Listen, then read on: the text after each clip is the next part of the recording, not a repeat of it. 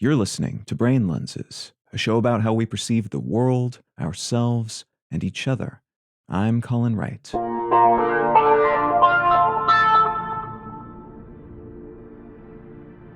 Narcissism, named after the fictional Narcissus, who was punished by the gods for spurning the advances of a forest nymph, and who was thus doomed to only love his own reflection, is a personality trait characterized by extreme self-centeredness and self-regard. Someone who is obsessed with their own appearance, own needs, own well-being over those of others, and even at the expense of others, may be called a narcissist, either pathologically or colloquially. The former generally considered a personality disorder, the latter a judgment or insult based on someone's behavior.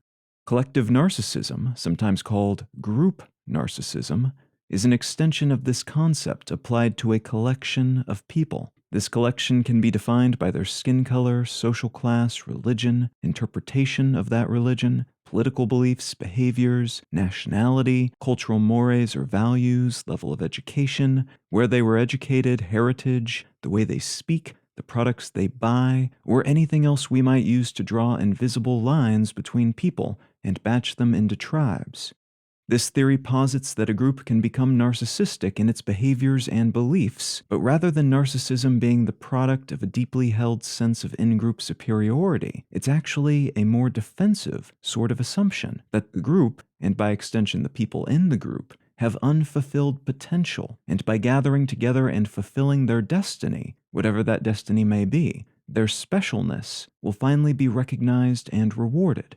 The main difference between assumed group supremacy and group narcissism, then, is that the former will try to be dominant because they believe they should be, while the latter will try to be dominant because they feel they must, in order to finally be respected as the superior people they've always suspected but have never been treated as if they are.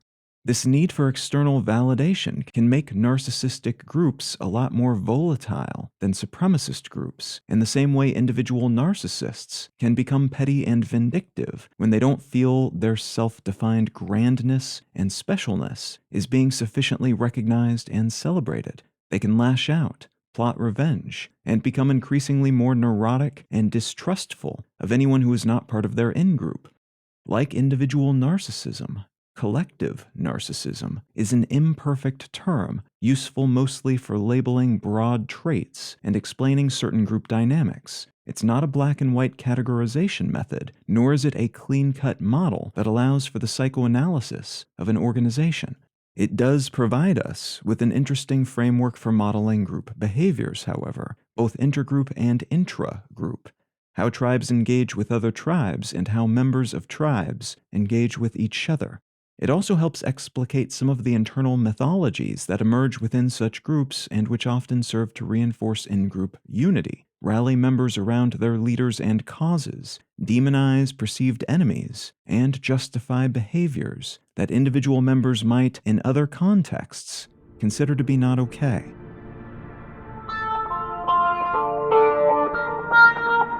You can find out more about Brain Lenses, including how to support this show, and in return receive an additional episode of the show each week at brainlenses.com. You can also support this and all of my projects at understandery.com. I'm Colin Wright, and I'll talk to you again next week.